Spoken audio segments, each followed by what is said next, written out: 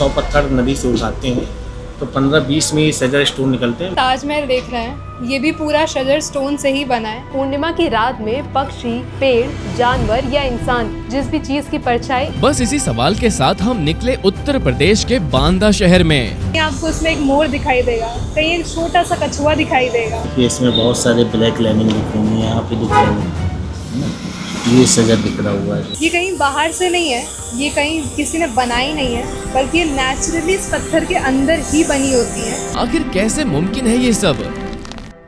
ये पत्थर बना है लाखों साल पुराने फॉसिल से और ये आपको पूरी दुनिया में सिर्फ एक ही जगह मिलेगा, वो भी उत्तर प्रदेश के बांदा शहर में। ये है शजर पत्थर, जिसके बारे में आपने शायद कभी नहीं सुना होगा। इस पत्थर के अंदर आपको ऐसी अनोखी आकृतियाँ या शेप देखने को मिलेंगी जो इसमें बनाई नहीं जाती बल्कि नेचुरली बन जाती है। दरअसल जब शजर पत्थर को काटा जाता है तो उसके अंदर कई तरह के अलग अलग पैटर्न्स निकलते हैं, जैसे कि किसी में कछुआ तो किसी में फूल निकलता है, किसी में शान बैठे एक लड़का और लड़की तो किसी में एक मुगल बादशाह का चेहरा। ये तो जब तक अगर कोई आँख से ना देखे तब तक उसको यकीन नहीं कि ये इसी में बनी आती है। पर इस पत्थर के अंदर ये शेप आती कहाँ से है? आखिर कैसे मुमकिन है ये सब?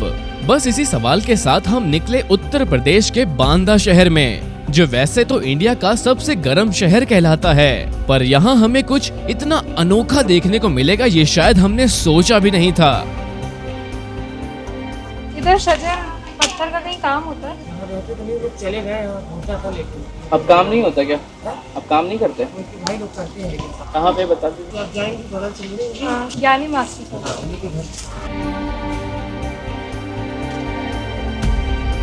इतनी पतली पतली गलियां हैं यहाँ पर, पूछते पूछते कहीं तो पहुँच रहे। ज्ञानी मास्टर गेट का तो कलर पूछा। भैया ज्ञानी मास्टर साहब का घर कौन सा है? पीछे वाला है। बांदा की तंग गलियों में इन बड़े शजर पत्थरों से ऐसे खूबसूरत ज्वेलरी पीस बनाए जाते हैं जिनमें कोई भी दो पीस कभी एक जैसे नहीं होते। दरअसल इसकी शुरुआत होती है केन नदी से ऐसे कीमती पत्थर निकालने से, जिसमें 100 में से सिर्फ कुछ ही पत्थर ऐसे होते हैं जिसमें ये डिजाइन देखने को मिलती है। अगर 100 पत्थर नदी से उठाते हैं तो 15-20 में ये शजर स्टोन निकलते हैं, बाकी खाली स्टोन निकलते हैं। तो खाली स्टोन रहते हैं वो नदी में फिर रिटर्न फेंक देते हैं। ये पत्थर आता है बांदा की केन नदी से और इसीलिए इसे केन स्टोन भी कहते हैं। ये है वो केन नदी जहाँ पर शजर पत्थर असल में पाया जाता है, और ये पत्थर हम और आप नहीं खोद सकते क्योंकि उतनी पहचान नहीं होती, बल्कि ये पत्थर जो यहाँ पर नाव चलाते हैं उनको पता है कि ये पत्थर कैसा दिखता है। और लगभग वो जब 100-150 पत्थर निकालते हैं तो उसमें से 10-15 ऐसे पत्थर होते हैं जो शजर निकलते हैं, क्योंकि उनको जब काटते हैं तब पता चलता है कि इनके अंदर कोई आकृति है या फिर नहीं है। उसके बिना उसकी ऐसी कोई भी पहचान नहीं जो ऊपर से सिर्फ देख करके बताया जा सके कि ये शजर पत्थर हो सकता है या नहीं हो सकता है। ये सब बह के आए हैं दूर दूर से, बहुत दूर दूर के आते हैं। अब जब बड़े पत्थर चलते हैं टुकड़े टुकड़े घिसते घिसते घिसते घिसते छोटे हो जाते हैं, कड़क होते हैं। सफेद पत्थर क्यों चमकीला होता है?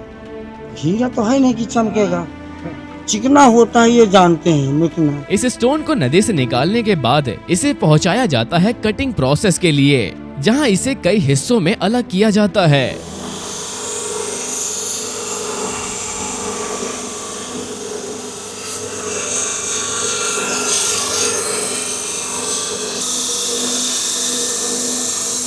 जैसे अब देखिए इसमें बहुत सारे ब्लैक लाइनिंग दिख रही है, यहाँ पे दिख रही है, ये शजर दिख रहा हुआ है, जो दिख रहा हुआ है, पेड़ पौधे की आकृति यहाँ पे दिख रही है, ये देखिए। तो अब इसकी हम लोग कटिंग करेंगे, छोटे छोटे पीस निकलेंगे इसके और यहाँ से इसकी कटिंग कर लेंगे।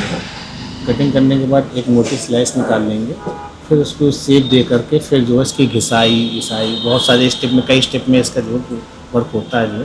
अब पहले इसको काटने का प्रोसेस दरअसल एक स्टील की तार के जरिए किया जाता था, जिसमें कई घंटे लगते थे। एक पीस को तैयार करने में पहले तो लगभग 1 हफ्ते का समय लग जाता था, अब एक पीस को तैयार करने में 1 घंटे 2 घंटे लगता है। तो पहले जैसे इतना टाइम पहले कटिंग मशीन नहीं थी, जो है पहले तो हाथ से ही कटिंग होती थी स्टील वायर से, जो है।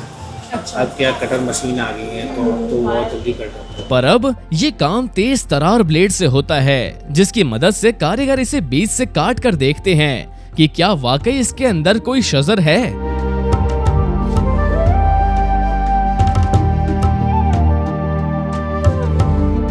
ये जिस पत्थर पे आप बारीक एकदम डिज़ाइन देख रहे हैं, ये कहीं बाहर से नहीं है, ये कहीं किसी ने बनाई नहीं है, बल्कि ये नेचुरली इस पत्थर के अंदर ही बनी होती हैं। और इसी डिज़ाइन को, जो पेड़ जैसी या छोटे पौधे जैसी लगती है, इसी को शजर कहते हैं, क्योंकि शजर एक फारसी शब्द है जिसका असली मतलब है छोटे पौधे या फिर छोटे पेड़, और वही आपको शजर स्टोन के अंदर देखने को भी मिलती है। फिर अगर ये शजर पत्थर हुआ तो इसे सौंपा जाता है अगले कारीगर के हाथों में, जिसका काम है इस पत्थर को एक प्रोडक्ट में बदलना, यानी उसकी फिनिशिंग करना। और उसके बाद इस पत्थर पर फॉसिल से बनी ये आकृतियाँ दिखना शुरू होती हैं, जो इसे सेमी प्रीशियस स्टोन बनाता है। और जब आप इसके स्टोन्स की डिज़ाइंस देखोगे, ये इसमें कोई भी स्टोन, कभी दो स्टोन सिमिलर डिज़ाइन के नहीं हो सकते, क्योंकि बाहर से चीज़ें नहीं बनती हैं, ये नेचुरली होती हैं। और इसमें आपको इतनी अलग अलग डिज़ाइन देखने को मिलेंगी।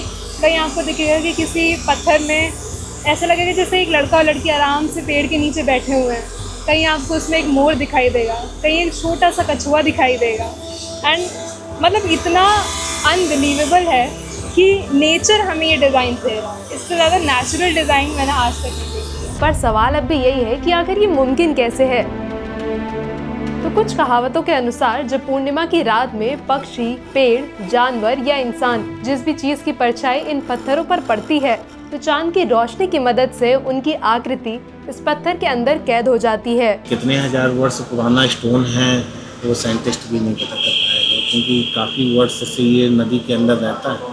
और ये फिर एक ऐसी पूर्णिमा की रात होती है, उस पूर्णिमा की रात में जो है ये जो पेड़ पौधे की आकृति है तो पत्थर के अंदर ही छाप पा जाती है। लेकिन इसका असली कारण है साइंस। दरअसल शजर स्टोन क्वार्ट्ज फैमिली का एक जेमस्टोन है, जिसे डेंड्रिटिक एगेट भी कहते हैं। लाखों साल पहले जब सिलिका की परतें बन रही थी, तब मैंगनीज और आयरन के मिनरल रिच फ्लूइड्स उसकी दरारों के जरिए अंदर घुस गए। समय के साथ ये मिनरल्स क्रिस्टलाइज होते गए और उसके अंदर पौधों जैसे पैटर्न्स बनते चले गए। इसी वजह से शजर स्टोन के अंदर प्रकृति यानी कि नेचर की बनी हुई आकृतियाँ दिखाई देती हैं, और इसीलिए इस स्टोन को लोग रहस्यमयी स्टोन भी कहते हैं। और आज इन पत्थरों से न सिर्फ ज्वेलरी बनती है, बल्कि बांदा के द्वारका प्रसाद सोनी जैसे शख्स इससे लैंप, राम मंदिर और ताजमहल जैसे खूबसूरत नगमे भी बनाते आए हैं। आप जो इधर पे ये ताजमहल देख रहे हैं, ये भी पूरा शजर स्टोन से ही बना है। इनफैक्ट एक एक जो इसमें बारीकी है, जो आपको यहाँ छोटे छोटे झरोखे दिखाई दे रहे हैं, जो एग्जैक्ट ताजमहल की रेप्लिका हैं,